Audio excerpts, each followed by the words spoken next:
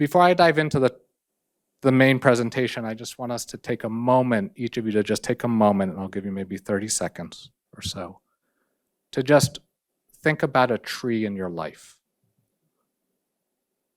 What did that tree mean to you? What's your relationship to that tree?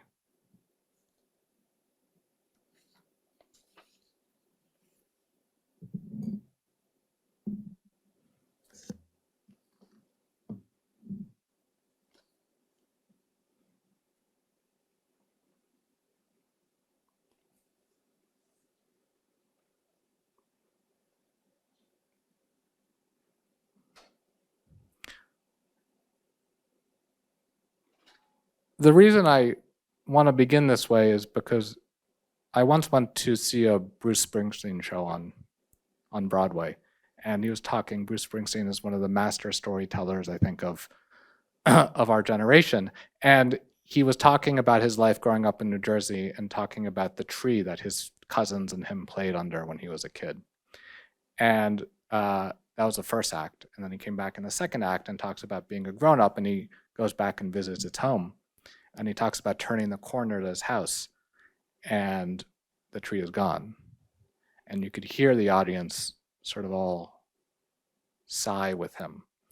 I carried that thread because I think at the heart of the work that we're trying to do is a recognition that we each have a story about a tree in our lives.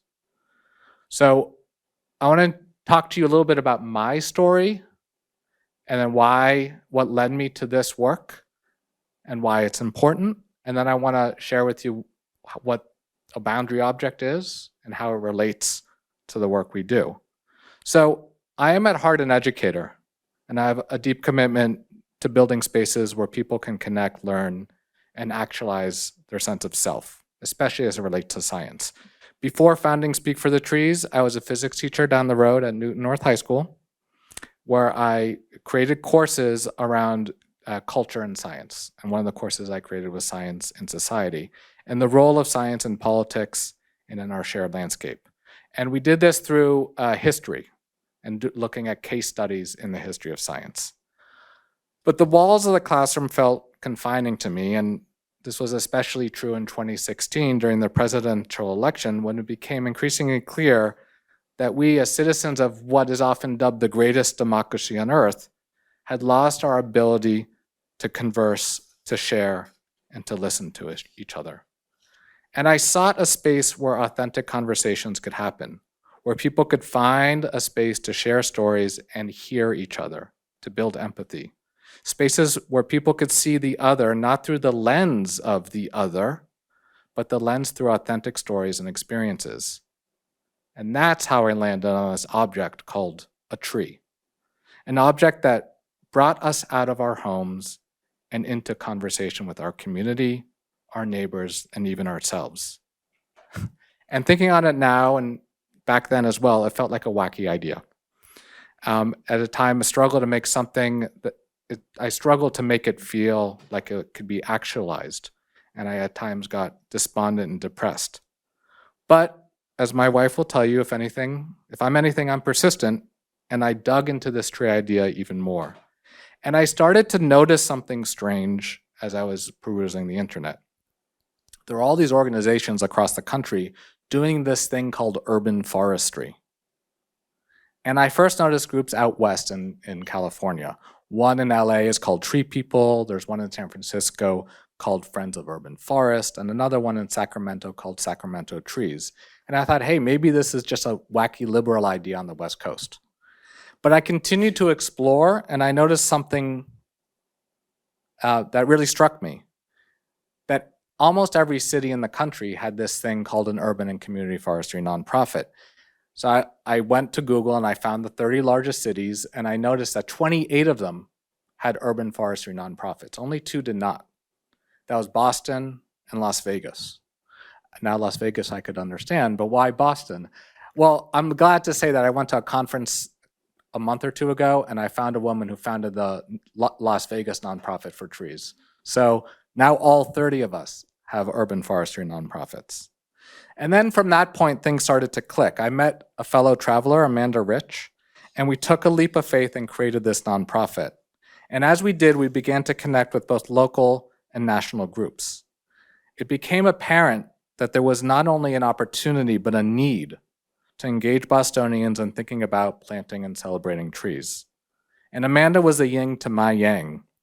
While I focus on the civic side of things, Amanda just completed a degree at the Harvard Extension School exploring the economic and environmental benefits of urban trees. Their ability not merely to capture carbon and convert it to oxygen, but an ability to clean our air, to cool our city streets, to reduce stress, to mitigate flooding, to reduce energy usage, and on and on and on. So the research Amanda shared and was able to unearth was compelling. And here's a slide from the Nature Conservancy of some of the benefits of trees, right? We know this. I mean, I think intuitively we know this. On a hot summer day, we feel cooler under a tree. But research has bared out that trees do so much more than just cool our streets, right? They've actually been shown to have immense impact on people's mental and physical health. They increase people's ability to communicate and be outdoors and be with each other. They support social cohesion. They do so much. And as the science progresses, these benefits are becoming quantifiable and measurable. So we can actually now assign a ecosystem's benefit value to a tree, and there's software to do this. So in 2018, Amanda and I founded Speak for the Trees, and we grounded our work, and I should put it aside here. One of the best things about working in urban forestry is it's filled with puns. So we grounded our work in 4 root values, okay? If you don't understand the pun, it stumps you, just turn to a neighbor. I'm sure they'll be able to explain it to you. They sometimes get a little sappy though. So the 4 root values are: urban resilience is critical in this era of global climate change. And this is especially true as our world gets more and more urbanized. All Boston residents and all residents across the world deserve a clean and healthy urban environment no matter their zip code. And as I was driving in today, actually, I was listening to a news bit about what's happening in, I think it's Mumbai, where this huge dump is on fire and the air pollution that's causing. Strong and green communities are the backbone of safe spaces, social cohesion, and livable neighborhoods. And finally, that all residents play an important role in solving local and global environmental challenges. That this problem can feel daunting and overwhelming, but we all can play a role in it. So as our network started to grow, we connected with folks over at American Forests who are developing this concept of tree equity. That trees are not merely nice things to have, but they are critical things to have. That due to a history of systemic racism, of redlining, of so-called urban renewal, many communities, often those communities filled with people of color, with immigrants, with less means, also have fewer trees. This contributes to disparities in things like public health, with higher asthma rates, higher heat stress, higher rates of heart disease, all we should know comorbidities to COVID, right? Higher energy burden, so higher heating and cooling costs, higher levels of stress, and so much more. But trees are shifting in public consciousness from a nice to have, things that beautify our lives, to critical components of our infrastructure that improve the quality of our lives. So this is how American Forest defines tree equity. Tree equity is having enough trees in a neighborhood for everyone to experience the health, economic, and climate benefits that trees provide. And the pandemic, I think, further highlighted the links between access to trees and green space and health. So what does that look like in Boston?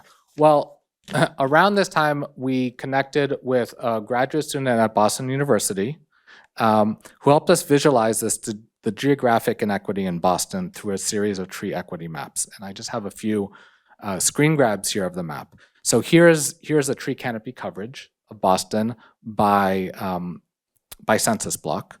And the darker green here is the areas that have high tree canopy cover. You'll see especially in the southwest of the city. And the areas here have lower tree canopy cover. And originally her project was meant to just help us in determining where we could plant trees. But it quickly became more than this.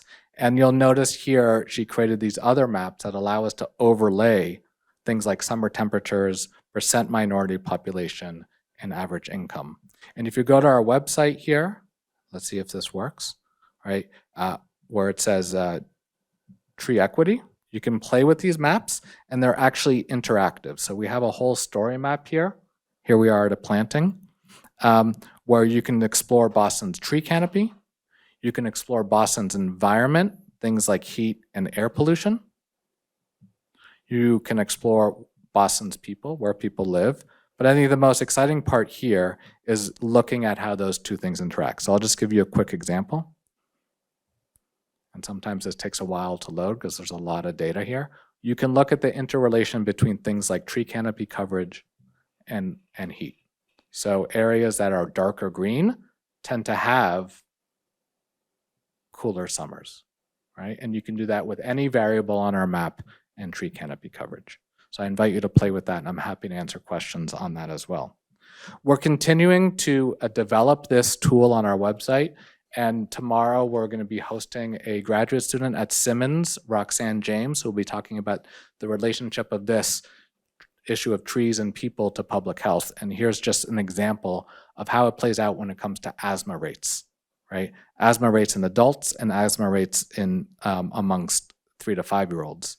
And you'll notice a similar trend here. And we're digging into this of the relationship between health, people, and trees. So quickly, if you're not from Boston and you don't have access to Raquel Jimenez at Boston University, don't worry. American Forest got you covered. You can go to their tool called the Tree Equity Score, and you can put your own town in here, and I'll just put Baltimore.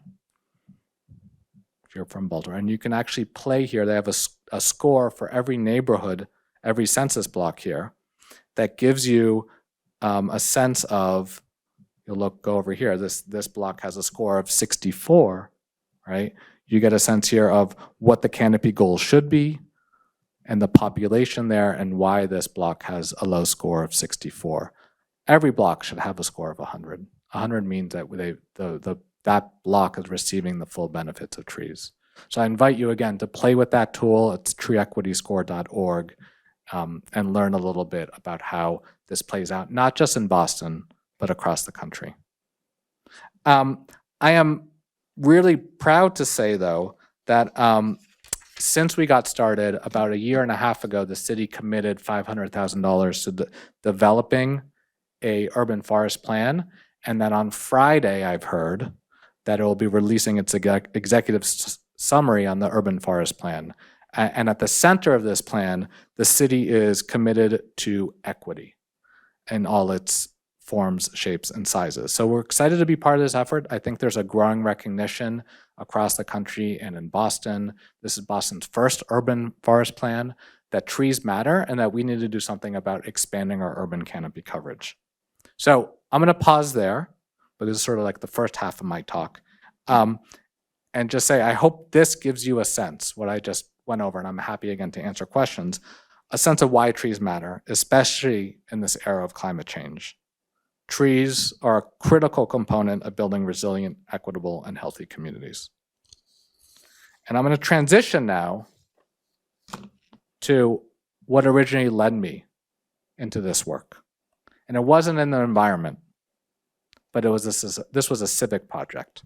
And I'm going to talk here about this sociological concept called a boundary object. I'm trained as a historian, philosopher of science, and I've been intrigued more by the processes of science than their products. Things like, how do scientists come to create communities of knowledge? How is that knowledge distributed and shared and verified? How is that process shaped by societal norms? And similarly, how does science then reflect back and shape society? So when I first started this work, I approached trees as an object to help facilitate some of that process of civic engagement around science and as a tool towards empathy, understanding, and perhaps the outdated notion of civility, especially in our politics. Today, we find ourselves in a culture that seems increasingly fragmented, but by echo chambers, right? Things on cable news, on Twitter, on TikTok. These systems not only allow us, but sort of force us into spaces that amplify certain perspectives and voices, where ideas are echoed and become louder because they exist within those enclosed spaces. We hear ourselves and our ideas amplified because we live often in spaces that reinforce our ideas. So when I was in college, and I won't tell you when, the internet actually was promised as something that would do just the opposite. It was promised as something that would connect us to new ideas, right? And expand our horizons and allow us to build empathy towards a shared humanity. But I think we're recognizing that it's just the opposite. Instead, the internet has increasingly separated us into tribes, shutting us off from authentic conversations that would and should allow us to build shared visions for the future. So my godfather once called this the air conditioner problem, right? The idea that once the AC came along, people no longer sat on their porches and got to know their neighbors, right? And this has just gotten worse over time and has led to, I think, increased polarization in our body politic and our national discourse. This is not a problem that is unique to Democrats or Republicans, but I think that it's baked in to our very forms of political and media discourse. So if we desire ways to connect and build a shared future, we need to not only find but create new spaces where ideas, stories, and values can be shared openly in respectful dialogue, where the walls that usually enclose us no longer enclose us, but are now open and no longer re-echo and amplify the loudest voices. So this is what brought me to the tree, right? The tree is an invitational space, an invitational object that forces us to engage with new people and new spaces. It not only welcomes us, but it also shelters us and allows us to be open in sharing moments and personal stories. So I didn't have language to capture all this until I came across a cover of this book that was called Boundary Objects and Beyond. And this is an idea that was developed by Susan Lee Starr and James Grissomer in a 1989 paper called Institutional Ecology, Translations and Boundary Objects, Amateurs and Professionals in Berkeley's Museum of Vertebrate Zoology, 1907 to 1939. It's one of those academic titles, right? And they came up with this idea of a boundary object. And I'd learned about it as a graduate student, but when I saw this cover of this book, I thought, that's it. A tree is a boundary object. So what is a boundary object? Well, this is how they define it in their essay. Boundary objects are objects which are both plastic, which means malleable, right? Not plastic in the sense of a plastic bag, but plastic enough to adapt to local needs and the constraints of the several parties employing them, yet robust enough to maintain a common identity across sites. They're a place where we can share ideas, right? And then they go on to say, they are arrangements that allow different groups to work together without consensus. And I think that's important for us to recognize is consensus is a goal, it's an aspiration, but it's not something we can always get to. So what I want to share with you today is the idea that a tree is the very boundary object we need to heal all the ill, or many of the ills that beset us today. So what they argued is that they looked at a museum site and they noticed that people were collecting objects in the field and bringing them back to the museum, and there needed to be a way to normalize that methodology of collection, of sharing of ideas. And that required people to put aside certain conceptions or lean in on others through these objects. And these objects mediated that space. It's often called like a translation zone where people can share ideas. So this brings me back to trees serving as boundary objects, and that all of us, each of us, engage with trees in a different way. And if I asked you right now about your story, you each have a different story. And that story, I think, is unique to each of us, but it also is unique to that tree's history, right? So a tree has its own history, let's remember, that is rooted in its space, but transcends time and space. Trees are objects that mediate relationships not only between us and space and time, but between each other. So Let me give you an example of what I mean. Okay? Here's our tree boundary object. And different actors, different people, think of it and engage with it in different ways. We might have an arborist who can see that a tree needs trimming, or a resident who's worried about a tree falling on their home or doesn't want to rake leaves, a developer who doesn't even notice trees, a homeowner who wants to plant more trees to increase the property value around their home, a utility company that's worried about a tree falling on a wire, an elected official who understands the importance of trees, or maybe is in the pocket of developers. And then, of course, there's each of us. And each of these actors has different responsibilities and relationships to individual trees. And that these encounters between these people at this object, right, help mediate conversations about mutual understanding. Yet, these can be contested and testy and challenging conversations. But a tree serves as a way to force us to encounter each other, even in ways which we might disagree.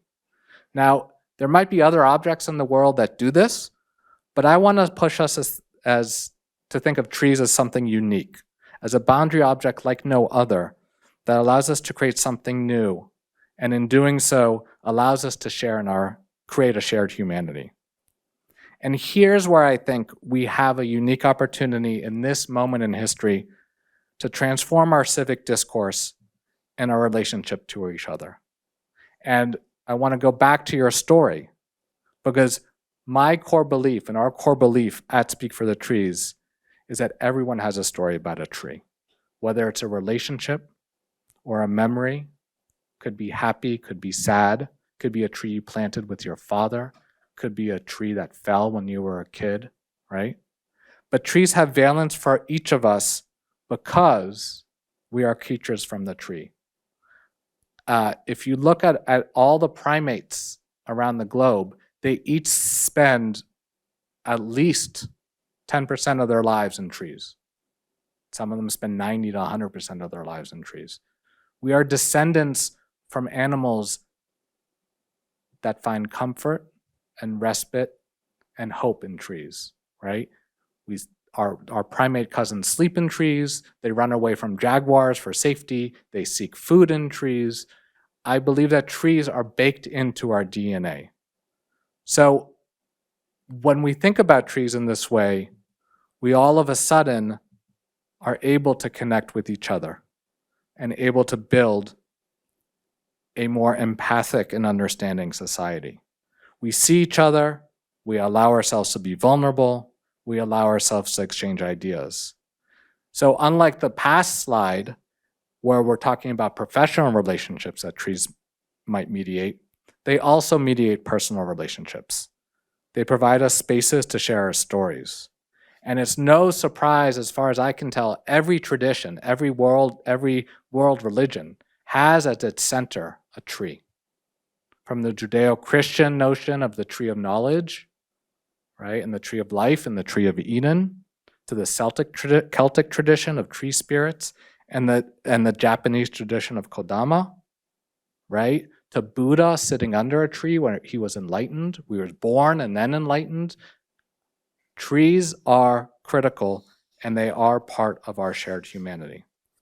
So our work at Speak for the Trees for the past several years is to try to facilitate spaces where people can orient in relation to trees, but also more importantly to each other, where they can hear, see, and talk to each other, and come together to imagine a better world. And this is boundary work.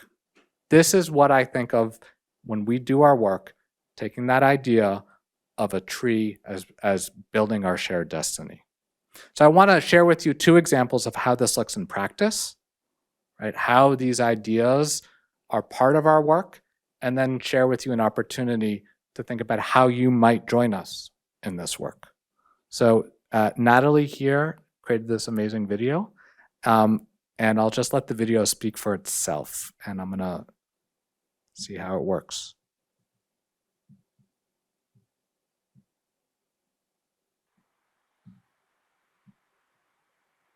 I was working in Cambridge in 1991.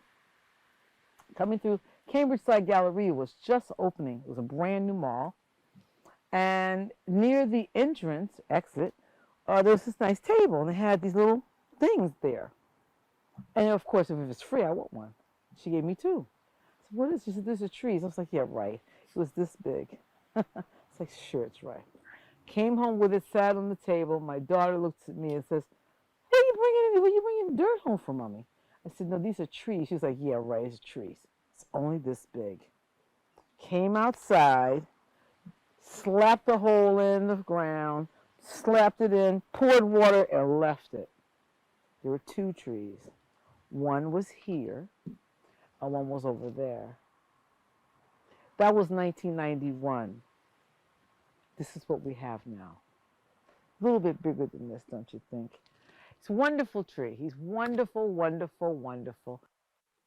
The pine tree is significant in the seasonal aspect of being a New Englander. He'll always be green. No matter what the season, he's evergreen. He's always green. You can count on this tree. Doesn't take a lot of work. Doesn't make an extreme amount of mess. He doesn't leave any leaves, but he leaves some pollen, nice fine mist. But for the fact that the north winds come down this side of my house, and it keeps it a little bit more safe than the other side, I appreciate that. The air is always clear around my house.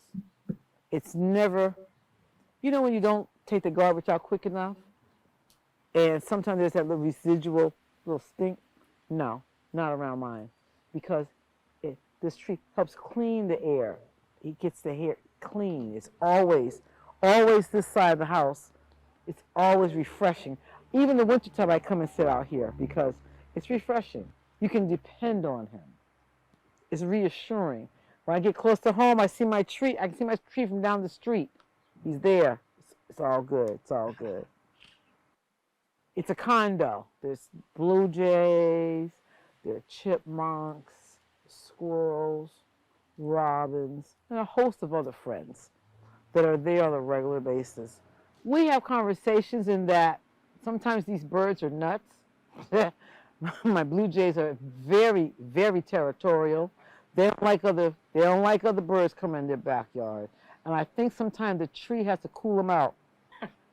That's where the blue jays like to live. The tree is the landlord. He's not having that. No, you're gonna relax. You're gonna share the yard. You're gonna just be quiet, because if you know anything about blue jays, they're very vocal. They'll let you know how they feel about it, and it's just cute to watch.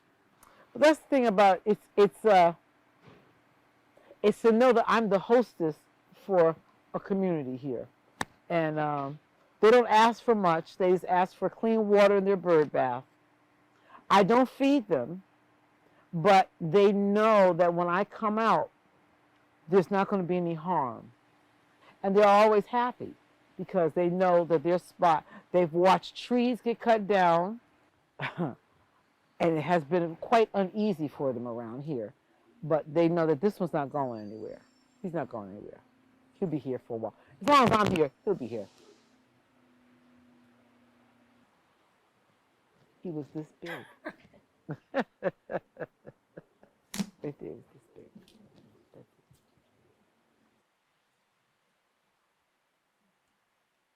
Beautiful video. Thank you, Natalie, for making that. There are a couple of others on our website. I invite you to go look at that. This is part of our work that's just beginning around, I never would have met Robin, right, if it weren't for a relationship around this tree. She's an older Black woman in Hyde Park, right? I never go to Hyde Park. I never would have encountered her, but she had something beautiful to share. And now we're friends.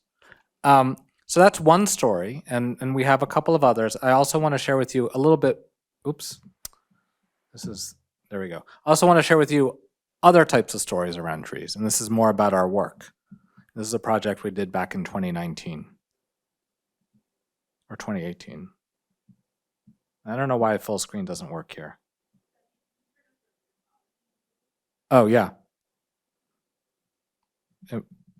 Maybe. Right next to the We're in the Dorchester neighborhood of Boston. This is a very diverse neighborhood. There are people from all over the world. This part of Dorchester has empty, blighted lots. And we know that if we turn places that are ugly into beautiful spaces, we create healthier communities. Really all throughout the city and every neighborhood of Boston are neighbors coming together to say we want to do something to make food more accessible, to bring nature back into our neighborhood. That's where these food forest gardens have really gotten their energy, is from the local people. I'm just so incredibly excited to be collaborating with such an amazing team. I cannot wait to see the end result.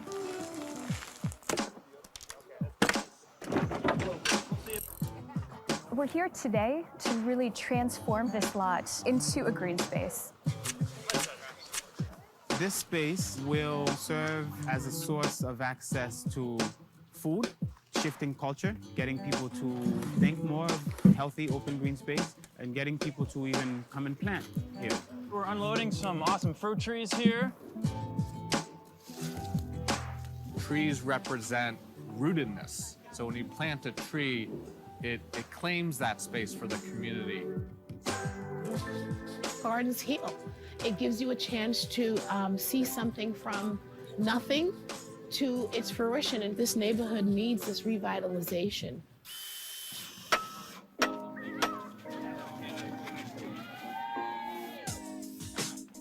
This garden not only signal transformation, but I think hope for the community. And so I think this is going to completely transform this corridor of the district. I'm just really happy that the community is coming alive again, despite all the negative things that are happening. If we do more of these things, I think that will translate to the healing. This is exactly what we've been trying to do and create. Thank you so much again.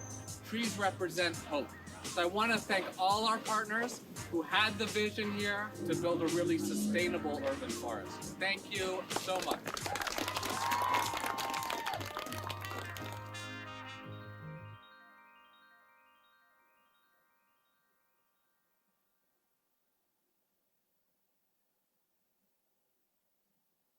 So that was, I think, our first project. And I just want to call out that what we're doing now, and I can't officially announce it because I haven't signed the paperwork, is we have a grant from the EPA to collect stories and go on community walks with residents of 3 Boston neighborhoods. It's Dorchester, Mattapan, and East Boston, and they're going to be leading us, and we're going to be learning from them about what trees mean to them. And then they're going to have an opportunity to lead us and their neighbors and hopefully elected officials on walks in their community, sharing with us their stories around trees and around community. And we're going to find ways, hopefully, to capture that on our website as well. So that's where we're going with this idea of a boundary object, right? Is bringing people together and exchanging ideas in a way that gets us out of our echo chamber. Now, I will say there are complications, right? That not everyone values a tree in the same way. And it's been, it's happened more than once where we're scoping a site, and usually someone will come out and tell us, I don't want a tree here because I'm going to have to rake more leaves, or it's going to get into my gutter, or the tree's going to fall on my house, or, right? They're complicated objects. But that's what I think is so important about them, is they force us to surface each other through that. So to bring us back, this video, okay. To bring us back full circle to where I began in thinking about equity, justice, and resilience, I want to position trees as a boundary object. And what I love about boundary objects is the very concept is malleable, right? These are objects that force us to engage with the interconnectedness of our systems of inequity. That tree canopy coverage is inequitable because our systems are inequitable, because of redlining, because of disinvestment, right? Because of white flight. You look at a map of Boston, and yes, there are areas that are greener in Boston than others, but that pales in comparison to the Brooklines and Newtons and Westons that surround Boston, right? That are so much greener than probably any part of Boston. And there's history in that too. So trees are a way for us to talk about, grapple with, and hopefully solve economic injustice, racial injustice, social, environmental issues around, one of the things I find really, really amazing actually in our youth program is we have so many youth who self-identify, who are LGBTQ, because I think there's a safe space in the tree that's non-judgmental and comforting for kids who feel, right, perhaps marginalized. Educational inequity, communal inequity, all these things that I think we have to think about holistically if we're going to really grapple with the deep, profound problems we're facing. So I want to just close with an invitation for you to share your story, for you to join us, right? What can you do to engage in the work? I'm happy to, because we're local, to think of ways to partner here with environmental groups at the college.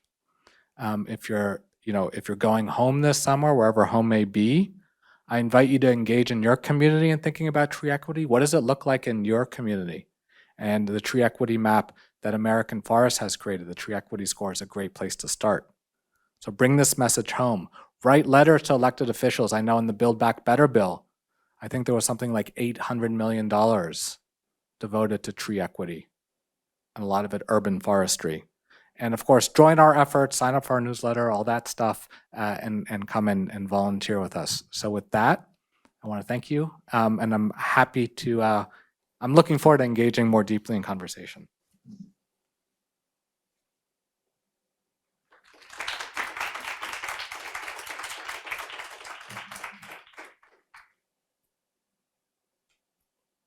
All right, so we're going to start to have Q&A, and this is Jennifer, who is going to walk around the room, and I'm going to be monitoring online.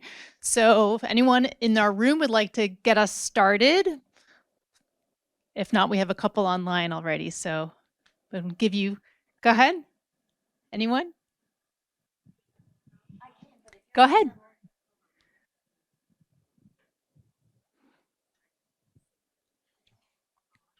And hold it up close, yeah. I can also repeat the question for. Okay, yes, I think I am on. Hi, David. So this is, I really like the idea of these as boundary objects, but trees, trees seem to be important in that they're more than just objects. They're they're in their own way animate and living and sort of thriving creatures. So I'm curious about how this project is engaging with, does it matter what kind of trees, right? What does 100% tree benefits look like? How do we define that? And do we define that as including the health and well-being of the trees as well? Right, so you asked a really great question, and I want to sort of see if I can separate it out a little bit and then maybe bring it back together. The first question is about, I think, how do we think about the health of the forest, right? Our urban forest. And what does that mean for the trees? Now, trees are not meant to grow in urban spaces, right? It's not a natural space for them. And so we have to think about which trees are going to thrive. And it's not always, especially with climate change now and our cities becoming more extreme in terms of temperature and other things like precipitation often, it's not always those trees that are native to that space, right? And that's just the reality. I love native trees. If we can plant a native tree, we will. But we also have to be mindful that with a changing climate, native trees, that's a shifting thing, right? So what might appear native today or 20 years ago might not be native in 20 years or 30 years. On top of which, we have to consider that only certain trees will thrive, let's say, on the street, right? You can't plant, because of the root structure, it's not good to plant a pine tree, let's say, on the sidewalk. It just won't do well. And then salt tolerance and other things like that. The other complication around it, and we saw this emerge in the 1930s to the 1950s, is everyone loved the American elm tree. And it was, if you've ever seen pictures of landscapes of American urban areas from the late 19th, early 20th century. Beautiful art, the most majestic tree you can imagine, lined every street in America. And actually the most common street name after Main First Street, right? The most descriptive name in America is Elm Street. And then this little infestation came, the Dutch elm disease, and it decimated 99% of the elm trees in this American elm trees. So we also have to be mindful of diversity, right? So there's a tension here between climate change, diversity, and then also things like, what's going to do well in urban areas, and then also like what's available in stock, right? Like if I want to plant a tree tomorrow and I want an oak, but they don't have an oak, do I not plant a tree, or do I plant something that, right? So there are a lot of complications here, and I think the best thing we can do is lean in on that tension there, and be mindful that we need to be prepared for the uncertainty that lies ahead, right? So I don't have a good answer for you other than to say like it's complicated, and I think appreciating the complication is part of what we need to be doing in our work. There's no right answer. There's only a learning and trying to be better at it answer, because the science is also evolving, or the climate's also changing. So how do you take that to account? Your second question, I think, is more about the people, right? And what does it mean to get equity? Is that?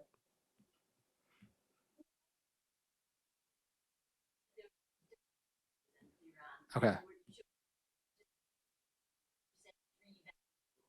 Oh, the tree equity, the score. So that's, you're going to have to ask people who work at American Forest, because they created that map. There are some towns that all their census blocks have 100% tree equity score, right? It's not a score of ranking, right? It's not like, how should I put it? Once you get to 100, you sort of like, you've got it. You've got it. Like there's no 110, right? It's like we want to get everyone to 100. And it's an acknowledgement that some areas are not going to have a 40% canopy coverage because just the way the city's built, right? Like you can't achieve it. There's not enough sidewalk space. The houses are right up against the street, right? All these other mitigating factors. So the 100% in that, the 100 score in that community is going to be very different than the 100 score in another community. But we want to get every community to that score of 100. Now, if you go to their methodology section, I'm not a statistician, they explain this in much more depth around what they mean and how they reach these goals, or how they reach these scores, I should say. And there's actually a new project they're developing called the Tree Equity Score Analyzer that will be coming out hopefully in the fall for Boston. And they have it right now for Rhode Island, for Richmond, Virginia, and Boston will be the third city they have it for. Great. We'll take a question now from folks online. This is from Shane Garvey, who asks, thinking of the Miyawaki method of pocket forests, how would you go about getting people who only have a passing interest in green space come on board with the idea of planting trees in these forgotten or intermediate spaces that are not necessarily their own backyard? And then there's a second question, how do you go about determining ownership of neglected spaces to work on? So the second question I'll start with because it's actually a little easier for me to answer. And then I think the first question I'll refer back to the idea of a boundary object. But so the one thing I didn't talk about with Raquel's map is she created this parcel by parcel data. So this is all remote sensing, and this is where the project started, but it's also where it ended. But it's not. It took a long time to get here. So there was a path to get here, I should say. And what Raquel did is she did remote sensing and overlaid that with parcel data for every parcel in the city of Boston. And if you zoom around, if you take this and you move it around, and what we're going to be leaning into this more and more now that we have increased staff capacity, is you'll notice that some parcels when you move the magnifying glass around, actually light up, right? So you can click on this parcel here, and a little info will come up. And that info will tell you the address of that parcel, and this is all public information, the zip code of that parcel, and what we think is an available planting site for trees. This is all remote sensing data, so we'd have to go back and double check this, but what we think is a available planting site and how many trees can go on that.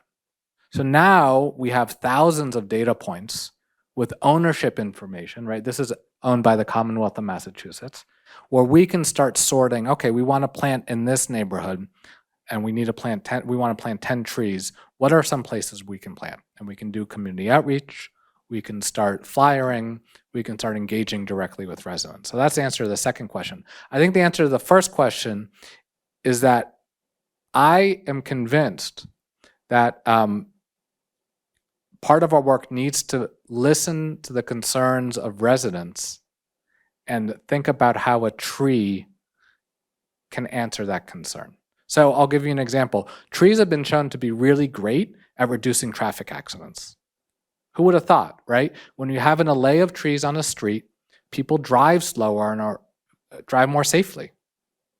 So trees have also been shown to reduce violent crime in a neighborhood, shown to improve students' test scores because kids with views of trees or from their home or from their schools tend to be more calm and can learn better. So my idea is it's not how do we convince people, is how does the concerns of that people already have, how do we reframe that in a way where a tree becomes part of the answer?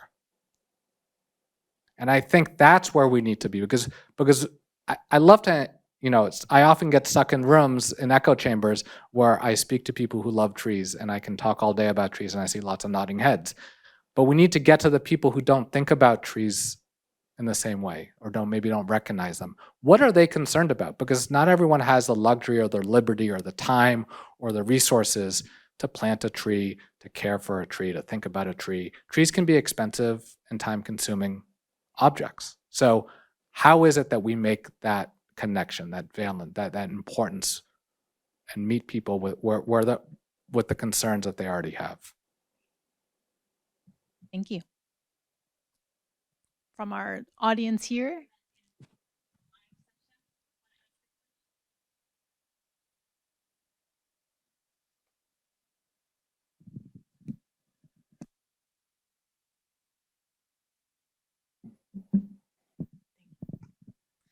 Hi, I'm Siobhan. I'm a senior in the environmental studies department. But in our senior kind of capstone class, we've talked a little bit about the idea of how people sometimes perceive going into nature as escaping into the wilderness, or it kind of contributes to this idea of nature as an other kind of and the idea that nature is separate from urban life or kind of suburban life. And I was just kind of wondering how have you seen a shift in the way that people perceive nature as you've worked to integrate it more into urban environments and creating urban gardens? And do you think there'll be further integration of nature into city spaces in the future too? Yeah, it's actually one of the things that I left out is when you say nature's out there, I think that speaks to some people more than others, right? And a lot of people feel alien out there, not welcome in our national parks, let's say. They don't see themselves. So I think that's another layer of complication. And I think of a tree as an invitation into thinking about nature differently. One of the things that I think came out of COVID was a pause in our collective, how should I say it, and how we reflected about the space around us, right? People couldn't leave their homes for months, right? Or couldn't leave their neighborhood, we were trapped. And what people started to notice, and this was in March of 2020, right? Oh, I never noticed that tree budding. Or I didn't know the birds were so loud. You would hear this all the time. So if anything, COVID sort of exposed how that plays out in our urban environment, how green space plays out, and the growing appreciation for the importance of that space. Yeah, in places like Franklin Park or Central Park or the Boston Common. Like those are important spaces, but those all aren't accessible to many people. Those spaces aren't immediate to many people. So how does it play out in the lived experience of people all across the city? And I think what we saw in that moment was the recognition that it's inequitable. And that played out not only in the physical well-being of people, but also in the mental well-being of how people were able to cope or not cope during and continued, right, during this time. So I think there is this moment in history right now between climate change and the pandemic and racial inequity, right, the Black Lives Matter movement, that is forcing us to reorient how we think about our urban landscape, and how we think about the concrete on which it's built, and reimagining what it might look like. It's hard. These cities in which we live, Rome wasn't built in a day. Our cities weren't built in a day. They have a deep embedded history of them. You can't dismantle that overnight. But I think we can start to figure out what our future will look like in the next 20 years, 30 years, 40 years, and that long-range vision. I think a tree forces us to think long-range. A tree forces us to think not on the scale of next spring, but on the scale of my children, my children's children. What will they inherit? Our next question is from Joseph Chan, and he asks, why did you decide to study trees specifically? As opposed to, so there are a lot shrubs, flowers, other. So there are a lot of people who do, and my colleague Jarrell does this, urban farming, right? And that's a very popular, and there are actually quite a few urban farms in Boston. And I think there's something about a tree to me that serves as a witness to us that a farm or a shrub or a flower can't. And what I mean by that is a tree has history. Just like we have stories to tell about trees, I think trees have stories to tell back to us. And it's up to us to listen and to understand those stories. And I don't know of, there might be other examples out there. I don't know of other things that do that quite as well, right? And again, it goes back to this idea of our connecting. Our DNA is built to feel comfortable and at home around a tree. And that's what drew me to a tree. Its history, its rootedness, and its ability to connect us to ourselves and to each other. Thank you.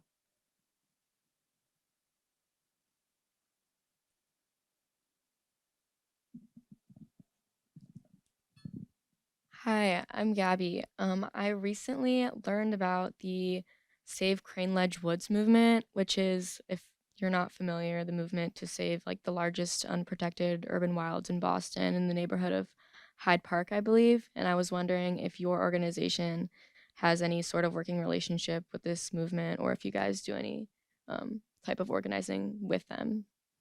We do. Yeah, thank you. So Crane Ledge Woods is 24 acres on the border between Mattapan, Rosendale, and Hyde Park. There are 14 acres right now that are under agreement, or I don't know where it is in the process. There's a proposal to clear cut 14 acres and make housing there. And not affordable housing, but housing that is big yards and not much else. And there's been a coalition of residents out in Crane Ledge to save, and yes, we are part of that. We actually, their website, we had a couple of interns develop last summer. One of them was a BU intern and the other was a Tufts intern. So we've leaned in on that. They're doing amazing work. We support them in whatever way we can. We're a small group, a small staff. It's a challenge. Legally, it's a challenge financially, politically, to move the needle on that. I am extremely impressed by how much they've done in a short time. We are also engaged in other advocacy efforts across the city. If you've heard about the Melniacast Boulevard project that was proposed to happen in 2020, 2021, we were deeply involved with that group in saving over 200 trees in Lower Roxbury. We have been in conversation with Friends of Malcolm X Park in Roxbury that there are about 60 trees that are under threat there from a development or a park restoration. So there's a lot going on, and I think what Boston has often lacked is a anchor institution to sort of bring those pieces together and people in conversation. So Jarell and Natalie, who are sitting up front here, have created, and we have monthly Boston Urban Forest Friends meetings where people can learn from each other, can share their successes and challenges. It's called BUFF. We have our own website for it. We run it sort of, but it's a coalition of groups. And the idea is to have people talk to each other. What's working? What resources do you have? Can you help me with a petition? Can you help me understand, right? Connecting people.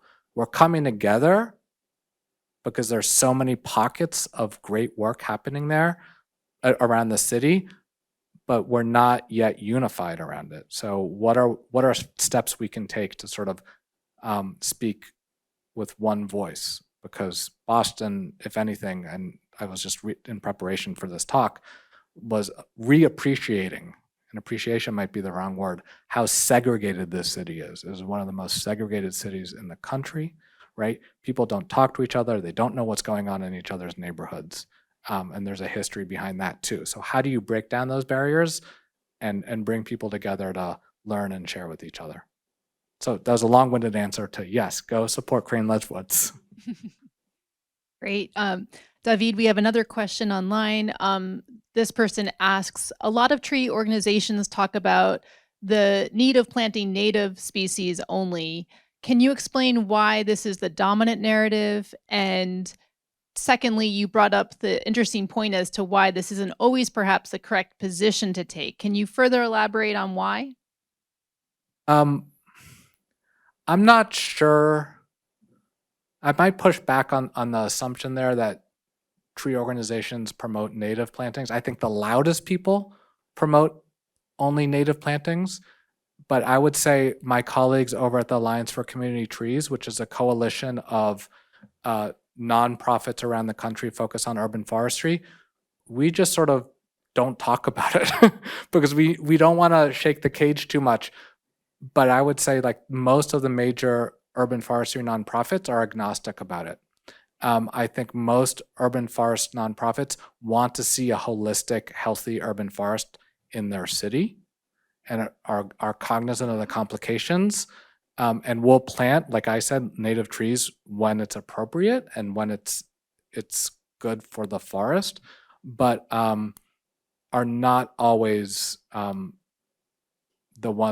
not the ones talking about it. I think it is important to keep in mind, but I also think that like I said, it's nuanced. I don't know if that answers the question. Yeah, thank you. And actually, one thing that's coming out of the Boston Urban Forest Plan, or maybe it's coming out of the next iteration, is a species selection guide that's going to help the city determine which trees are best suited for which areas and which neighborhoods and for the future climate. Some of you might know that our sugar maples that used to do really well here can no longer survive in this climate. They're migrating north. They used to be all over, lower New England, and now they're struggling even in parts of Vermont and New Hampshire.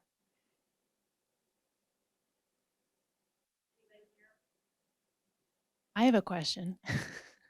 So, Dah-veed, as Siobhan had mentioned earlier, several students in our seminar class are working on green spaces in Boston.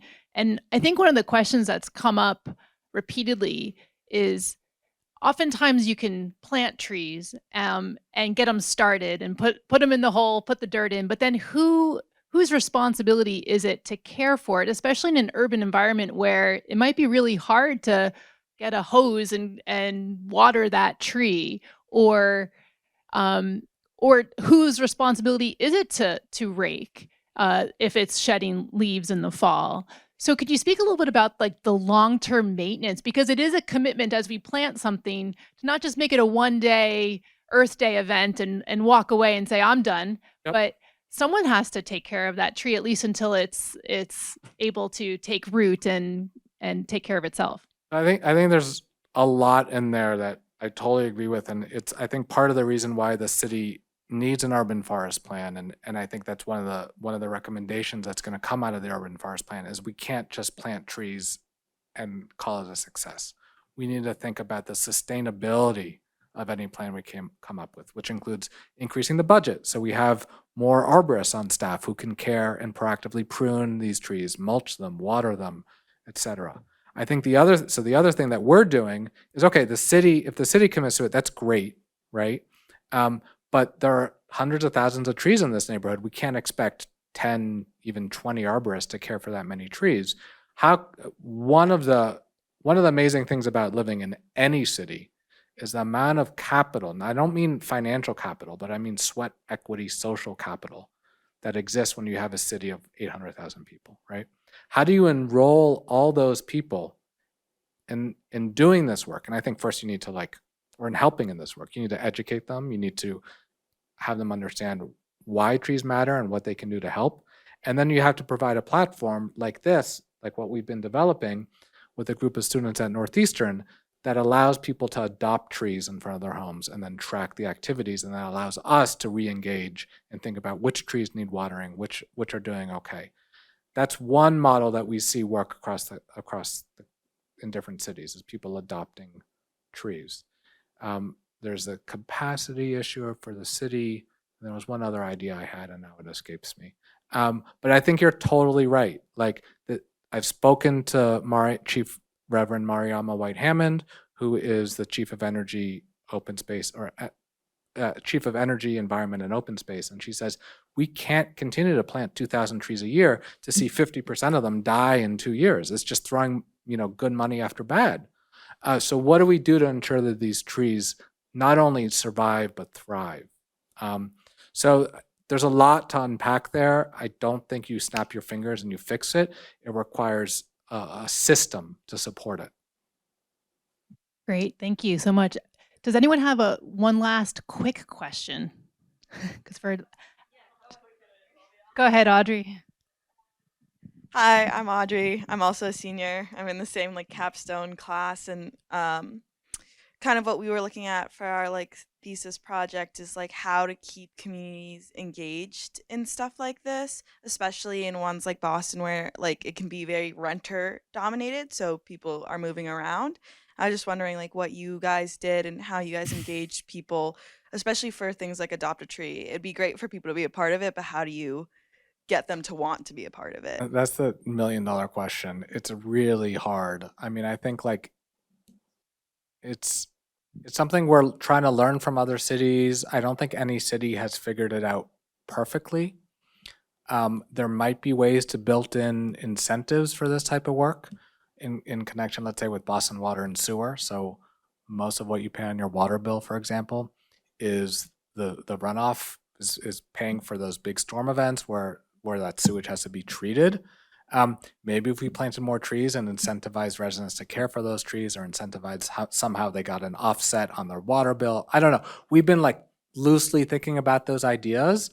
Is how do you create a system, again, that's sustainable, not just for the people who are interested or have access or have resources, but a system that encourages people to do this work in a way that they see the immediate payoff to their pocketbook, right? I mean, people get motivated if they know that they're going to be saving $10, $20, $30 a month on their water bill. Maybe you'll get that buy-in for a wider community of people. It's hard. It's probably the biggest challenge that we're facing is that continuity.